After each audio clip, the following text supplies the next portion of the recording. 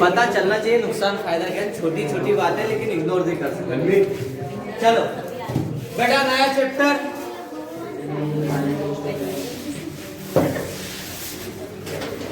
Chapter 12 analysis of financial statement. यहाँ पे दो, चालू हो गई रिकॉर्डिंग, आवाज आ रही है आपकी। हिंदी में कहा जाएगा वित्तीय विवरणों का विश्लेषण का विश्लेषण। फाइनेंशियल स्टेटमेंट का मतलब तो आपको पता है, कंपनी की फाइनेंशियल पोजीशन बताने वाले स्टेटमेंट ही फाइनेंशियल स्टेटमेंट कहलाते हैं। कंपनी की जो शॉर्ट टर्म पोजीशंस को बताते हैं उससे बोलते हैं statement of profit and loss account. लाभानी बताता कि इस साल कंपनी का परफॉर्मेंस कैसा रहा, और बैलेंस शीट बताती कंपनी के ओवरऑल परफॉर्मेंस की, कि कंपनी के पास अब कितनी असेट्स है और कितनी लायबिलिटीज है। शॉर्ट टर्म एनालिसिस क्या होता है, विश्लेषण क्या होता है। एनालिसिस कॉमर्स का शब्द तो नहीं, बचपन से सुना होगा। अब मुझे बताओ विश्लेषण होता क्या है। अगर ये समझ में आ गया तो चैप्टर पढ़ना जानना। सर जैसे किसी ने गलत लिखा तो उसके लिए हाँ, तुलना करना होगा। विश्लेषण करने का मतलब तुलना मतलब कंपैरिजन हो जाएगा। ठीक है, कंपैरिजन भी एक एनालिसिस का पार्ट बोल सकते हैं। एनालिसिस का मतलब होता है सर छानबीन करना और डीप स्टडी करना। हम अपना एनालिसिस करते हैं, सेल्फ एनालिसिस करते हैं, इसका मतलब हम हमारे अंदर ही और छानबीन कर रहे हैं और डीप स्टडी कर रहे हैं। हम अपने आप को और समझने की कोशिश कर रहे हैं, इसको कहते हैं एनालिसिस। सीधी भाषा में और समझने की कोशिश करना, वो कहना क्या चाहता है, और सुधार करते हैं। एनालिसिस हम क्यों करते हैं, ताकि हम अपने में इंप्रूवमेंट कर सके या हम डेवलपमेंट की ओर जा सकते हैं। अधिकतर लोग दो एनालिसिस करते हैं, खुद का खुद से एनालिसिस, खुद का दूसरों से एनालिसिस। खुद का खुद से एनालिसिस क्या करते हैं, क्या सर हाफ ईयरली में मेरे क्या रिजल्ट बना, प्री बोर्ड में क्या बना, सेल्फ एनालिसिस कर रहे हैं। क्या परसेंट बना, किस सब्जेक्ट में मुझे कितने कम नंबर आए, क्या रिजल्ट थे कम आए, उसको आप सुधारने के लिए लगोगे। फिर सुधारने के लिए आप फिर डीप स्टडी करोगे। चलो अकाउंट में कम आए, कम क्यों आए, हाफ ईयरली में मेरे 80 आए थे, इस बार 60 आए, तो कम क्यों आए, कौन कौन से चैप्टर मेरे वीक है, उस चैप्टर को निकाला, फिर टॉपिक को आपने स्ट्रॉन्ग करने लगे, एनालिसिस कर रहे हो आप। डीप स्टडी इसलिए किया जा सकता है ताकि हम सर आवश्यकता पड़ने पे हम गलतियों को सुधार सके। वैसे जब कंपनी अपने फाइनेंशियल मतलब statement, profit and loss account और बैलेंस शीट, इनकी डीप स्टडी करती है, एनालिसिस करती है, तो इसके लिए एक स्टेटमेंट तैयार करती है, उसे बोलते हैं क्या, एनालिसिस ऑफ फाइनेंशियल स्टेटमेंट। इसके अंदर नॉर्मली हम कितने अकाउंट स्टेटमेंट बनाते हैं, दो, कंपैरेटिव इनकम स्टेटमेंट और कॉमन साइज इनकम स्टेटमेंट। तुलनात्मक वित्तीय विवरण और समान आकार के वित्तीय विवरण।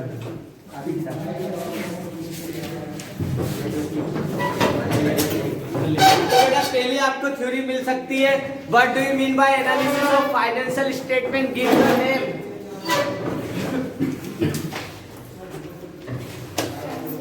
ये देखो मिल गया, देखो क्या जाएगा, analysis of financial statement refer to those process of classification figures shown in simple form, ठीक है, एंड ड्राइंग कंक्लूजन फॉर क्या फ्रॉम देम।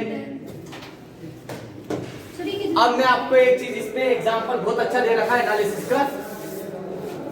दो बिजनेस है, बिजनेस ए और बिजनेस बी। इधर ध्यान दो बेटा, दो लोग बिजनेस चला रहे हैं, एक इसका बिजनेस अलग, ए का अलग है और बी का अलग है।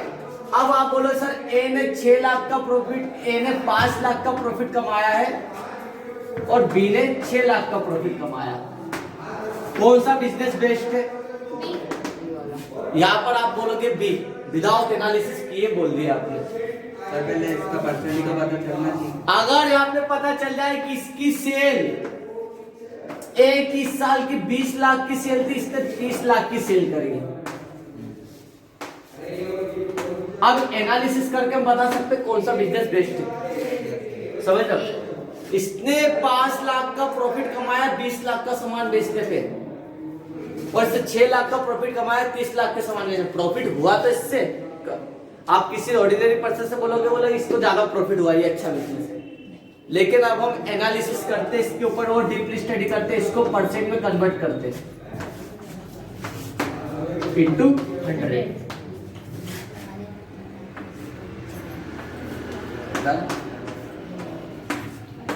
25%। इसका रेट ऑफ रिटर्न कितना हो रहा? 25%। और इसका रेट ऑफ रिटर्न कितना हो रहा? 20%। मतलब ए का बिजनेस ज्यादा है, क्योंकि सर इसने 20 लाख में 5 लाख का प्रॉफिट कमाया है, मतलब ये 25% प्रॉफिट अर्न कर रहा है। और इसने देखो खाली 1 लाख प्रॉफिट ज्यादा कमाने के चक्कर में इसने 10 लाख की सेल ज्यादा करी है एक ही कंपेयर में। मतलब इसके प्रॉफिट अर्निंग कैपेसिटी कम है। यहाँ पर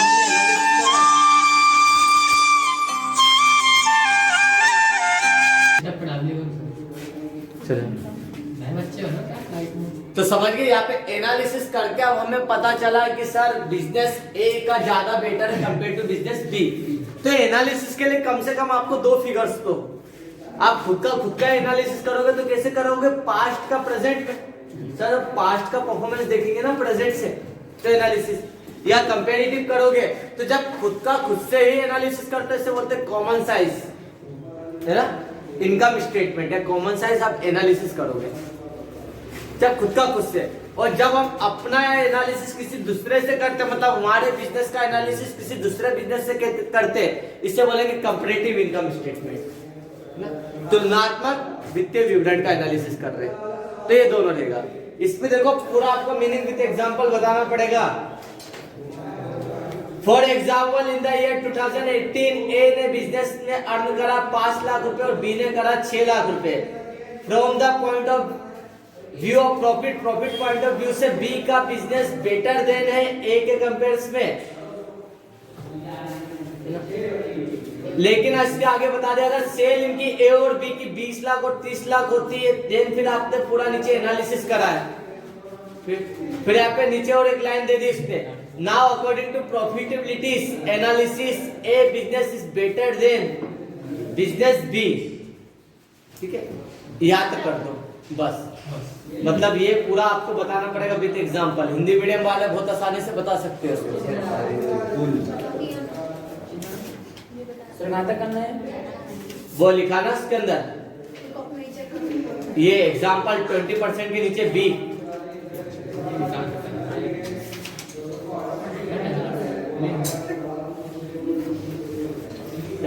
अब इसके बाद आता है ऑब्जेक्ट ऑफ फाइनेंशियल एनालिसिस। क्यों किया जाता है इसका उद्देश्य? कैरेक्टरिस्टिक्स में बेटा ऑब्जेक्ट ज्यादा आते हैं इसके।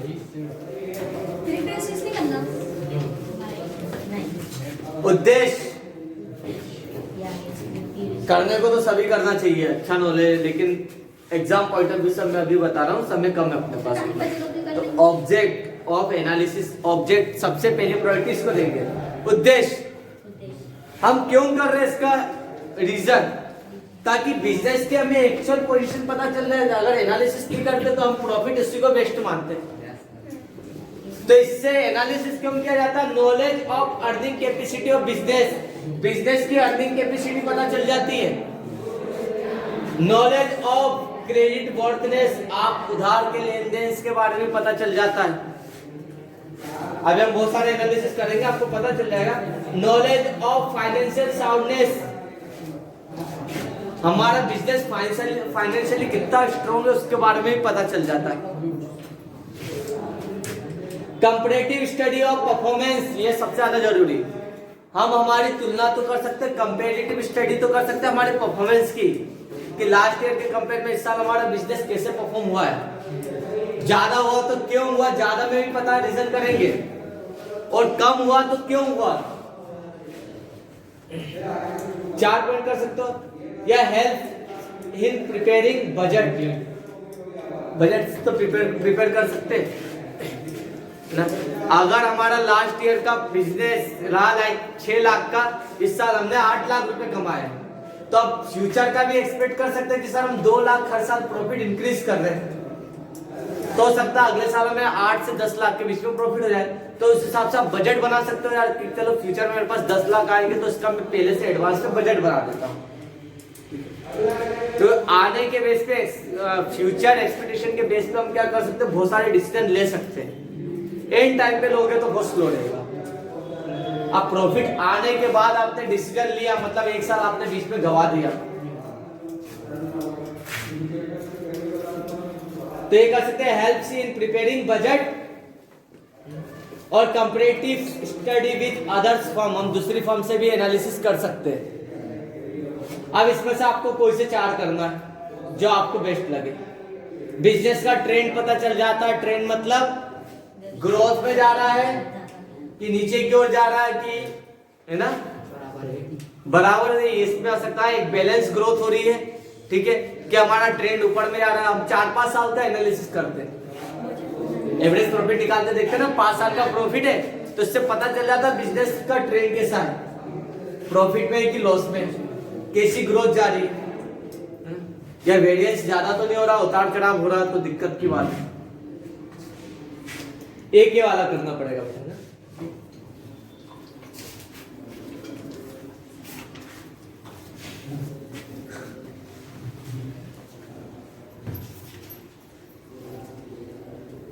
अब इसके बाद पेज नंबर 510 पे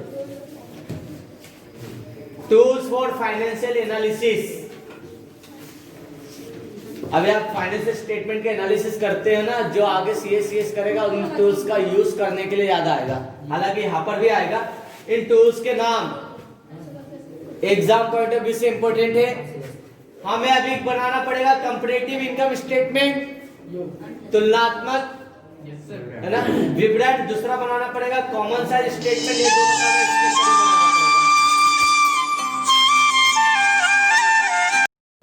चलिए, तो अभी हमें ये दो तो अभी बनाना पड़ेगा। देखो कंपैरेटिव इनकम स्टेटमेंट और कॉमन साइज इनकम स्टेटमेंट, ये दो बनेंगे। इसके बाद अकाउंटिंग रेशियो और रेशियो एनालिसिस, अगला चैप्टर का नाम यही है रेशियो एनालिसिस। वो भी आपका लिए क्या करेगा, कंपैरेटिव एनालिसिस करेगा फाइनेंशियल स्टेटमेंट का। पूरे फॉर्मूले में से 15 से 16 फॉर्मूले मिलेंगे आपको उसमें। फिर आएगा ट्रेंड परसेंटेज एनालिसिस। हम हर साल परसेंटेज निकालते रहेंगे, उसमें ट्रेंड पता कर लेंगे बिजनेस का। अभी नहीं आपको। फिर आएगा कैश फ्लो स्टेटमेंट। इसके बाद लास्ट चैप्टर आपका यही है, इसमें cash flow fund flow statement आता है। फंड फ्लो अब हट गया चैप्टर 12 में। क्या पॉइंट है इसके अंदर, पहले था 12th में चैप्टर फंड फ्लो स्टेटमेंट जो हटा चुके हैं। कैश फ्लो है बस, अच्छी बात है, इनका फंड फ्लो और बड़ा हो जाता। और फिर लास्ट है break even analysis point, BET, ठीक है। मतलब ब्रेक एक थ्योरी आ सकती है, what do you mean by break even analysis point. सम विच्छेद बिंदु विश्लेषण से आपका क्या आशय है, वो पॉइंट जहां पर बिजनेस को ना तो लाभ हो रहा है, ना प्रॉफिट हो रहा है, ना हानि हो रही है। नो प्रॉफिट नो लॉस, है ना। मतलब सर यहाँ पे टोटल सेल्स, बिजनेस की जो टोटल सेल्स है वो किसके इक्वल हो जाती है, टोटल प्रॉफिट के बराबर, टोटल कॉस्ट के बराबर। टोटल सेल्स टोटल कॉस्ट के बराबर, मतलब हम इस कंडीशन पे ना तो हमें प्रॉफिट हो रहा है ना लॉस हो रहा है। बिजनेस के लिए सबसे बड़ा टेंशन यही होता है। बिजनेस, हर बिजनेसमैन क्या सोचता है, कम से कम इतना तो कमा लूं मैं कि यार किसी से लेना है देना नहीं रहे। लाइक जो मेरा इंस्टीट्यूट था उसपे भी मेरी फिक्स इनकम का मुझे टेंशन रहता था। 3 साल उनकी सैलरी देना है, रेंट देना है, लाइट का बिल देना है, तो एटलीस्ट दिमाग पे प्रेशर रहता था। 20,000 तो एटलीस्ट मेरे फिक्स कॉस्ट थे। बच्चों को पार्टी भी दे, और पार्टी आर्टी तो वो तो क्या है, वेरिएबल कॉस्ट है, लेकिन फिक्स कॉस्ट ये बनी है। आप फ्यूचर में जो भी बंदा बिजनेस करेगा सबसे पहला टेंशन उसकी फिक्स कॉस्ट ही रहती है, जो सबसे बड़ा प्रेशर डालती है। उसके दिमाग में एक ही टेंशन रहता है, यार दुकान का किराया तो चली जाए, 20,000 रुपए किराया है, स्टाफ की सैलरी चली जाए, लाइट का बिल चली जाए, जो छोटे मोटे एक्सपेंसेस है। अगर 30,000 उसकी फिक्स कॉस्ट है तो 30,000 तक तो उसको प्रॉफिट अर्न करना पड़ेगा। इसके ऊपर वो एक एडिशनल सेल करता तो वहां से उसका एक्स्ट्रा प्रॉफिट चालू होता, उसकी इनकम बाहर से चालू होती। क्या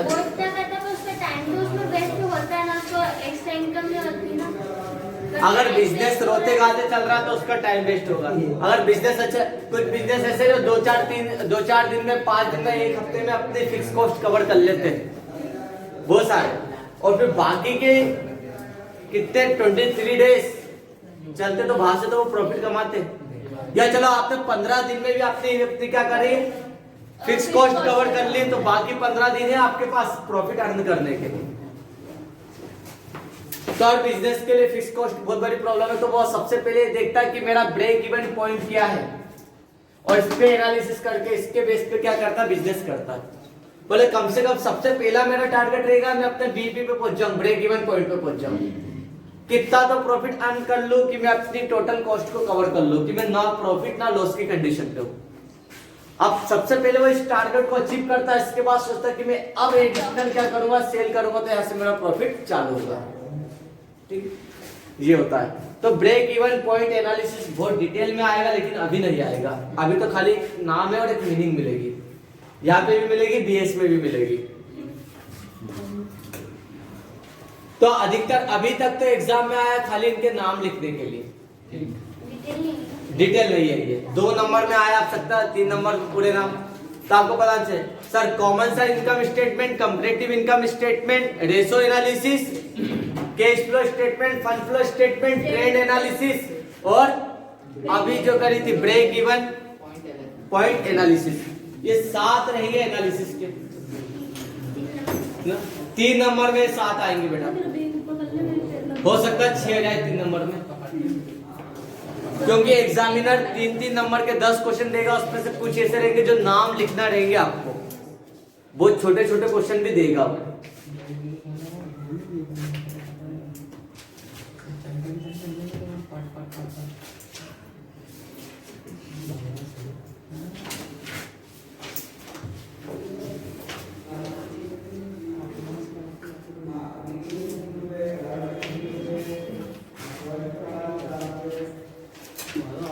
फिर बेटा इसके बाद पेज चेंज करो।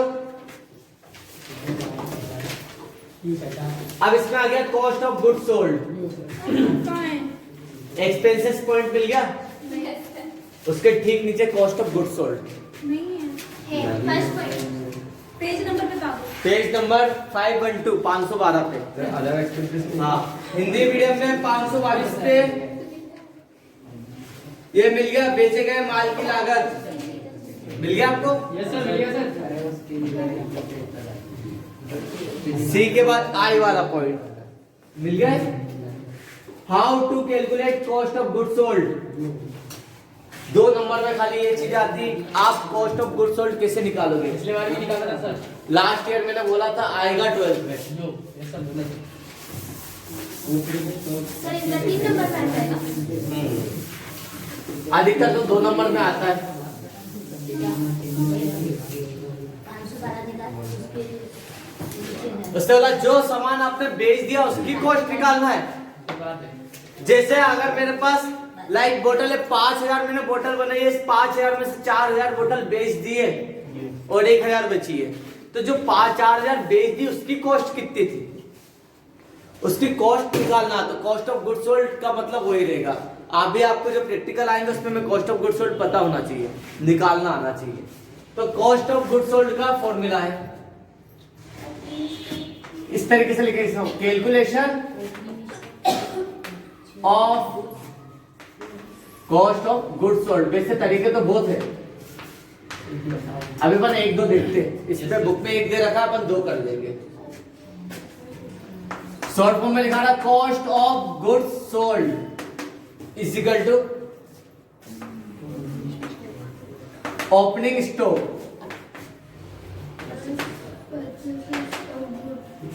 ओपनिंग स्टॉक कितना था हमारे पास जब साल चालू हुआ था, ठीक है। इसमें ऐड कर देंगे हम परचेस कौन सी परचेस? Net purchase. इस साल हमने कितना और रॉ मटेरियल परचेस करा है, ठीक है। लाइक हम स्वेटर बनाने का कारखाना था हमारे पास, है ना, 5,000 का ऊन था, 15,000 का ऊन हमने और खरीदा। अब इस ऊन से हमने जैकेट या स्वेटर बनाने के लिए प्रोसेस करी, तो डायरेक्ट हमने क्या लगाया इसमें? एक्सपेंसेस करे थे ना कल लास्ट टाइम, मतलब डायरेक्ट एक्सपेंसेस हमने। डायरेक्ट एक्सपेंसेस मतलब सर ऐसे खर्चे जो किसी प्रोडक्शन को बनाने में उस पर डायरेक्टली चार्ज किए प्रत्यक्ष में, इनको जोड़ देंगे। ऊन आ गया, इस साल और खरीद लिया, उसको बना के स्वेटर तैयार हो गया, मतलब यहाँ पे गुड्स बनकर तैयार हो गया, इसे हम बोलेंगे फिनिश गुड्स।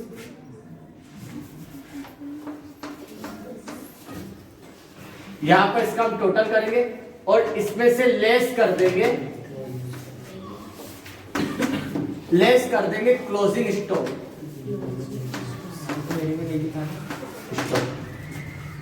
15,000, चलो मान लो 20,000 के आपने 4,000 क्या 5,000 स्वेटर बनाए, 5,000 में से क्लोजिंग में कितनी बची है? 1,000। इसका मतलब 4,000 बिक गई होगी, तो यहाँ पे निकल जाएगा, इसको लेस कर देंगे, तो यहाँ पे जो आंसर आया इसे हम बोलेंगे कॉस्ट ऑफ गुड्स सोल्ड।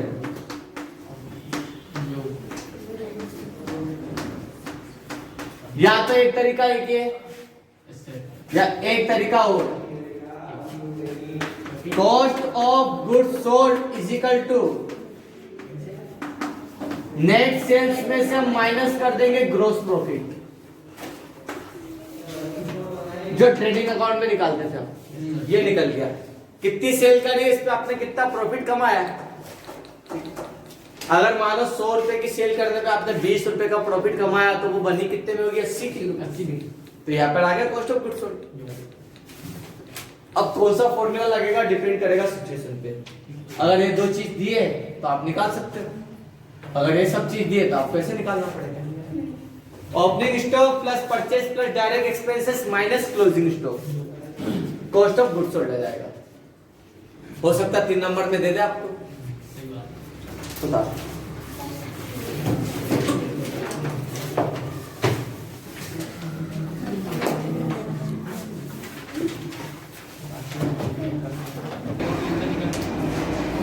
बेटा अब अगला क्वेश्चन आता है इसमें, बिजनेस के हमें ऑपरेटिंग एक्सपेंसेस के नाम बताता है ना। गिव एनी 5 या 6 name of operating expenses of business. व्यापार के किन्हीं 5 संचालन व्ययों के नाम बताइए। ऑपरेटिंग एक्सपेंसेस बहुत आसानी से बता दोगे आप, वो खर्चे जो बिजनेस को चलाने के लिए बहुत ज्यादा जरूरी है। वो बिजनेस के खर्चे लाइक स्टाफ की सैलरी, टेलीफोन का बिल, लाइट का बिल, है ना, advertisement expenses, printing, selling, distribution, ठीक है। ये सब क्या ट्रेवलिंग एक्सपेंसेस, कार्टेज, फ्रेट, ये सब बिजनेस के क्या ऑपरेटिंग एक्सपेंसेस है। ये लिखा है अदर एक्सपेंसेस के नाम से। आपको एग्जाम में आएगा बिजनेस के कोई 5 ऑपरेटिंग एक्सपेंसेस बताइए, 5 6 आ सकता, 3 नंबर में 10 दे सकते। हमने प्रॉफिट एंड लॉस के एक्सपेंसेस पढ़े डेबिट साइड के, वो बिजनेस के ऑपरेटिंग एक्सपेंसेस है। तो ये के नीचे वाला भी टिक लगा लेना बेटा।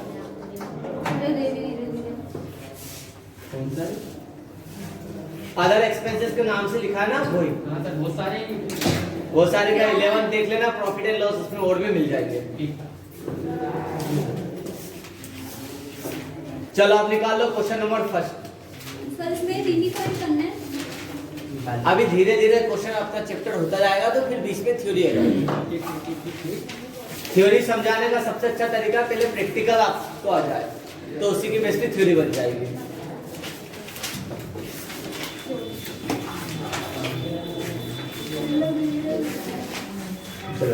पहला क्वेश्चन निकालना, प्रिपेयर करना comparative income statement of income, तुलनात्मक आय विवरण बताइए, क्या बनाइए।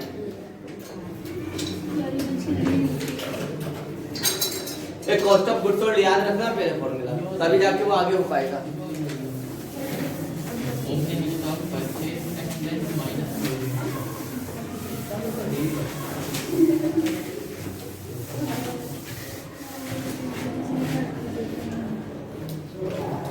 देखो बेटा पहला क्वेश्चन, प्रिपेयर करना comparative statement of income from the following, नीचे दी गई सूचनाओं के आधार पर तुलनात्मक आय विवरण तैयार कीजिए।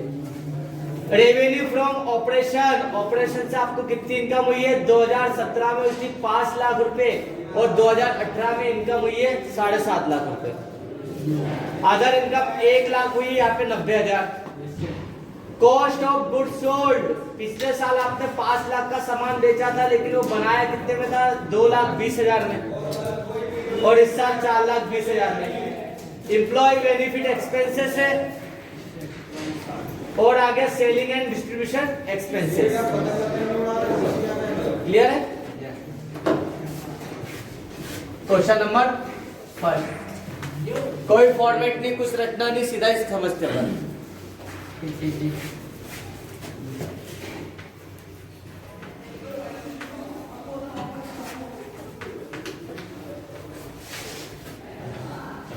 इनकम स्टेटमेंट, हेडिंग डालेंगे comparative income statement for the period ended, year ended लिख दो, या हाँ ईयर एंडेड लिख दो।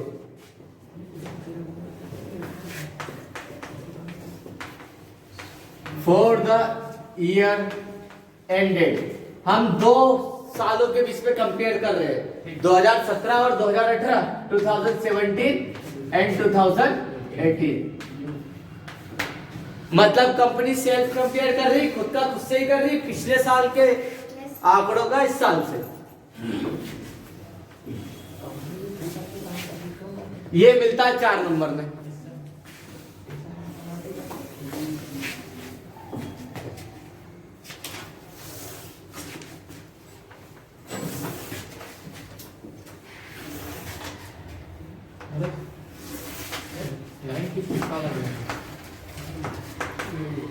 पर्टिकुलर का पागल हो रहा है, ट्रिपल कॉलम कैसे बनाया था ना पिछले साल? 4 हो गई ना सर, 2017 2018 पहले तो यहाँ तक करते हैं।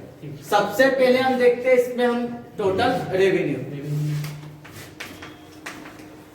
टोटल रेवेन्यू पहला पॉइंट।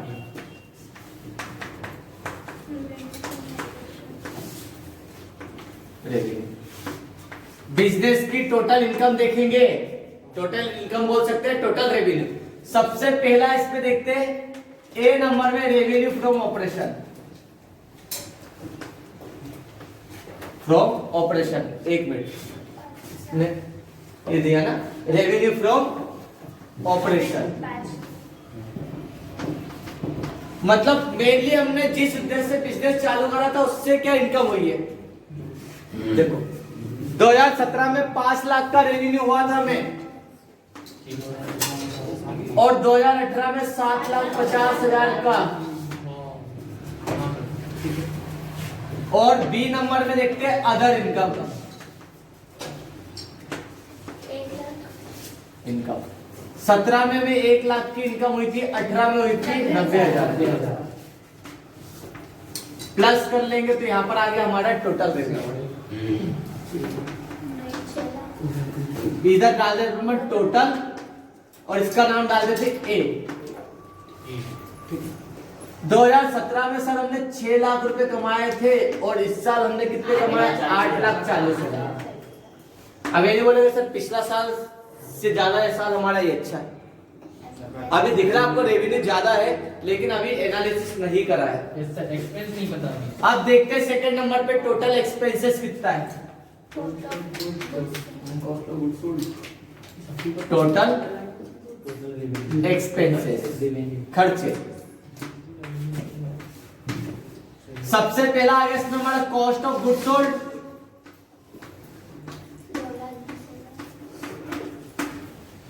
हमने कल क्या पिछले साल 5 लाख रुपए कमाए तो थे, लेकिन इस 5 लाख का सामान बेचने में हमने 2,20,000 खर्च भी तो करे। अगर एक रेस्टोरेंट ने 5 लाख रुपए का क्या करा, खाना खिलाया है, फूड सर्व किया है, तो उसने 2,20,000 इसमें लगाया भी था। इस साल हमने 7.5 लाख रुपए का सामान बेचा है, तो हमने इसको बनाने में कितना लगाया था? 4,20,000, 4,20,000। और कोई से खर्चे? सभी एक्सपेंसेस देखना हमें, एम्प्लॉय बेनिफिट एक्सपेंसेस, कर्मचारी के हितों में किया गया खर्चा। बेनिफिट एक्सपेंसेस कितना था पिछले साल? इस साल हमारे खर्चे बढ़ गए एम्प्लॉयज में, सैलरी, कमीशन, है ना, ब्रोकरेज, ये सब हमने इस पे दे दिए। और तीसरा है सेलिंग एंड डिस्ट्रीब्यूशन खर्चे, और दूसरे खर्चे बेचने और बांटने से संबंधित डिस्ट्रीब्यूशन। पिछले साल कितना करा था? 20,000, और इस साल खर्चे बढ़ के 25,000 कर दिए। मतलब सर इस साल हमारा रेवेन्यू ज्यादा हुआ तो खर्चे भी हमारे बढ़ गए। इसे बोल देते हम टोटल किसका? बी। बी या जो फर्स्ट सेकंड दे रखा उसी को डाल दो। ये डाल दिया फर्स्ट और ये आ गया सेकंड। कितने खर्चे इस बार? 2,80,000 और 3 लाख। पिछले साल हमने 6 लाख की इनकम तो हुई थी, उस इनकम को कमाने में हमने 3 लाख रुपए लगा दिए। और इसमें देखो कितना आ रहा? 5,25,000।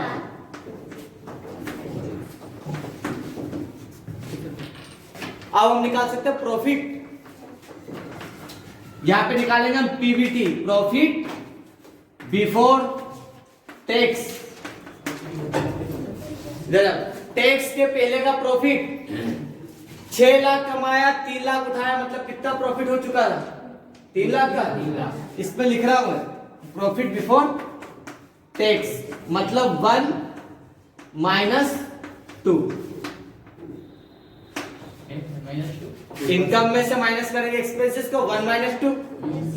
सर इतना कमाया, 6 लाख कमाने के चक्कर में 3 लाख उठाया भी तो सही, तो प्रॉफिट कितना हुआ? इसमें से इसको माइनस कर दो, 3 लाख का प्रॉफिट ये हुआ। और इस साल सर हमने 8,40,000 कमाया है और इतना खर्च हुआ है, इसके टोटल में से इसको माइनस कर दो, 3,15,000, 3,50,000। टैक्स दिया क्या? लेस कर दो टैक्स, बिफोर टैक्स है ना? Yes sir. टैक्स दिया क्वेश्चन में? नो, नहीं दिया, खाली छोड़ दो। तो ये आ गया हमारा आंसर, प्रॉफिट आफ्टर टैक्स। वही बात, 3 लाख का है, 3,15,000। बेटा फॉर्मेट देख लो, आ गया समझ में? अभी क्वेश्चन चालू समझ लो आपका। क्या अभी इसलिए अब तो चालू होगा अपना क्वेश्चन। अभी तक तो अपन फॉर्मेट उतार रहे थे, वो क्वेश्चन कब चालू होगा अपना? एनालिसिस कर रहे हैं। ये अब हमारे पास 2 साल के डाटा उपलब्ध है कंपनी के। अब हमें पूरा एनालिसिस करना है। तो पहला एनालिसिस होगा चेंजेस इन रुपीस। क्या रुपीस में चेंजेस? देखो इनकम बढ़ी तो हमारा फायदा और इनकम कम हुई तो हमारा नुकसान है। तो पहले को इनकम बढ़ी तो प्लस में है सर, इनकम कम हुई तो माइनस में। पिछले साल के कंपेयर में इस साल हमारी इनकम बढ़ गई है। कितनी बढ़ी है? 2,50,000 से बढ़ी है।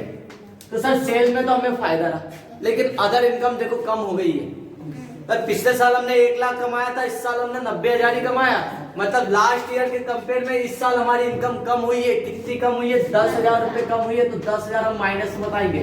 कंपनी ये एनालिसिस कर रही है, इस बार हमें 1 लॉस हुआ है कि अदर इनकम हमारी लास्ट ईयर के कंपेयर में कम हो गई है।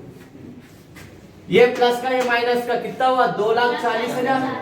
अब बेटा अपन क्रॉस चेक करेंगे, इधर से घटाओ या इधर से घटाओ, दोनों 2,40 होना चाहिए।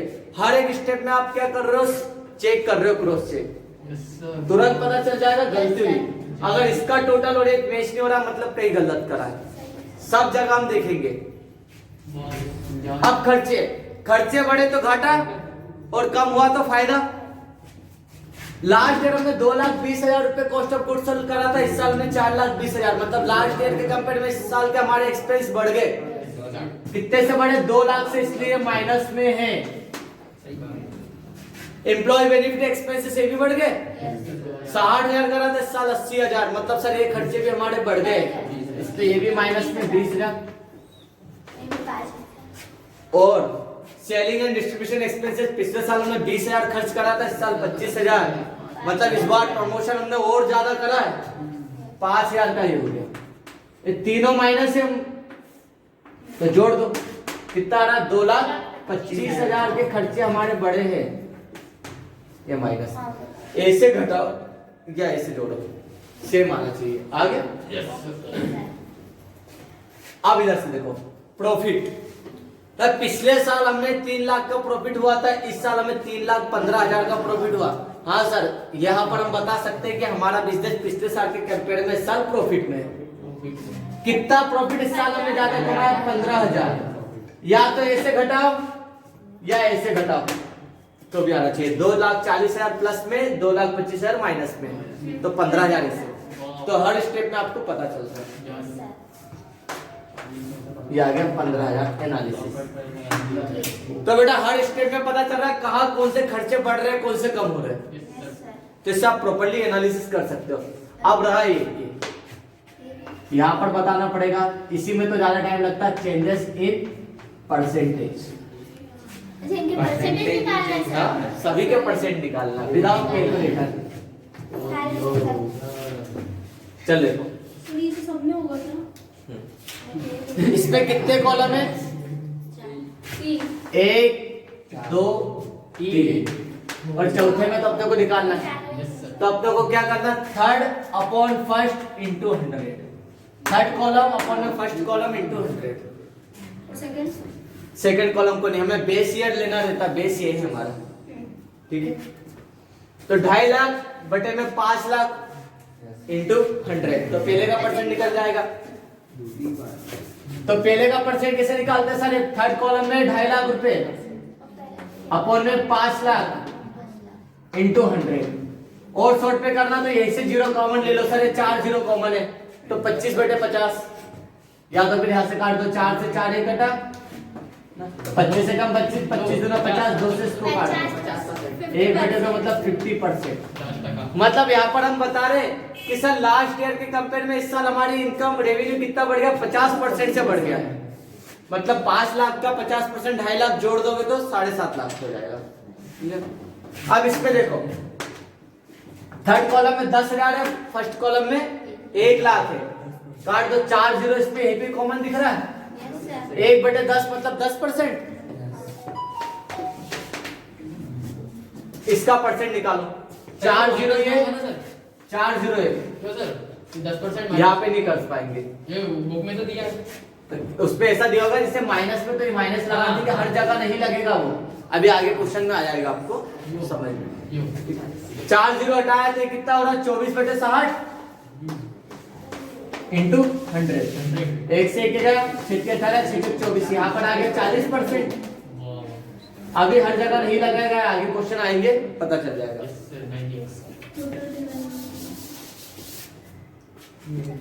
अब यहाँ पर देखो कितना, 5 में इसमें 4 0 कॉमन है, 4 से 4 एक पे काट दो।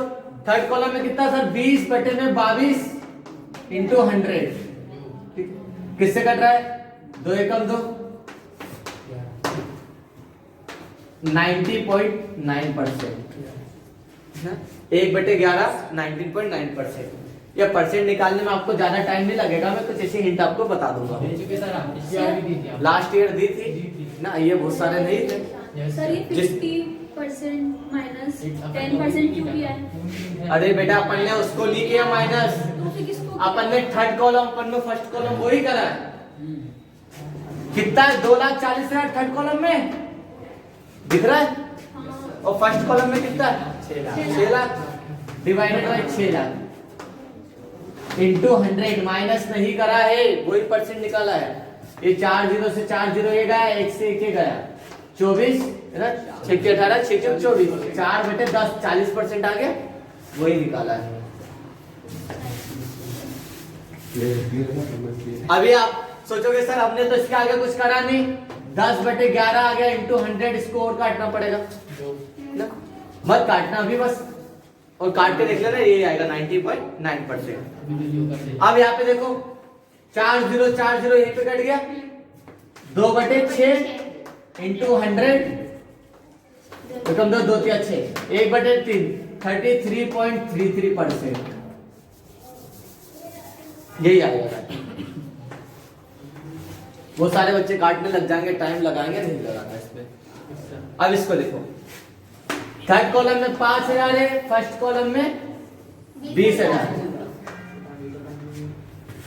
और यहीं पे काट सकते हो तो 3 0 कॉमन काट दोगे तो भी सही है। 5 बटे 20 आ जाएगा, 3 दिया 9 इंटू 100, 5 एकम 5, 5 चौक 20, 1 बटे 4 25%, 25%।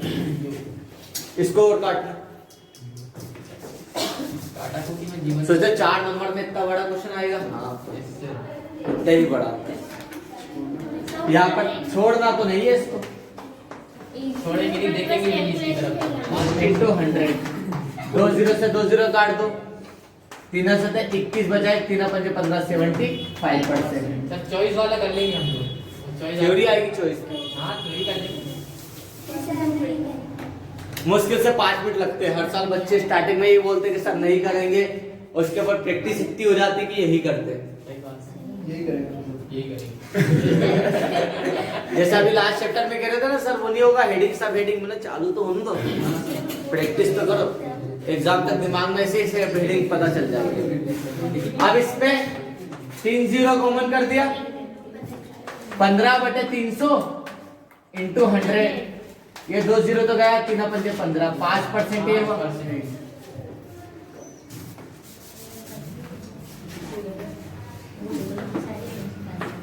ये हो गया 5%। यहाँ पर भी सेम हुई। यहाँ पर आपका क्वेश्चन कंप्लीट होता है कंपैरेटिव इनकम स्टेटमेंट। सर हमने कंपेयर करा, क्या रुपए में चेंज हुआ, क्या परसेंट में चेंज हुआ, सब आपके सामने डाटा। सर इतने तो उसका भी वो निकाल दिया, परसेंटेज प्रॉफिट बिफोर टैक्स का भी। क्या आप बिफोर टैक्स का भी निकाल तो बिफोर टैक्स का निकाला ना अपने 5%। ओके ये लिखा प्रॉफिट बिफोर टैक्स ही है, टैक्स घटाने का प्रॉफिट आफ्टर टैक्स आया है। ठीक। अब देख तूने यहाँ पे घटाया था 50 से 10%, 40, इधर क्या करेगा, ये तो तीनों ही माइनस में, कैसे निकालेगा? 90 इसको जोड़ेगा तो 100 के ऊपर जा रहा है, तो यहाँ पे 75 कैसे आ गया? समझे, तीनों में एक्सपेंस बढ़ रहे ना, तो तीनों ही माइनस में थे, फिर 75 आया ना, इसलिए मैंने बोला था कि लॉजिक हर जगह नहीं लगेगा। इधर क्या लगेगा? यहाँ पे वही परसेंट निकाला अपन ने, सर 75 कैसे आया? काटा था ना इसको। अरे वो तो काटा, आपने क्या बोला? ऊपर के दो अगर अपन प्लस करेंगे या माइनस करेंगे 2,40,000 आया। क्या? हाँ इधर से उधर से एक आ रहा ना। हाँ। परसेंट 100 के बेस पे कैलकुलेट किया जाता है। ये देखो लास्ट ईयर के कंपेयर में इस साल हमारे कितने बढ़े हुए एक्सपेंसेस, 2,25,000 से बढ़े। ठीक, तो हमने 2,25,000 का एक्सपेंस बेस दिया 3 लाख पे, डिवाइड करा है तो कितना 75% एक्सपेंसेस हमारे बढ़े हुए हैं। ठीक है, 100% कब जाता है? जब हमारा आंसर 6 लाख से ऊपर आता है, मतलब 3 लाख से ऊपर आता है, वो तो है नहीं, तो हमारा आंसर 100% के अंदर भी है। बेटा ये पहला क्वेश्चन करा ना, आई थिंक 6 7 8 क्वेश्चन ऐसे ही रहेंगे इसी फॉर्मेट में, मुझे केवल ये अमाउंट पिटाना है, बाकी फॉर्मेट सब सामने है।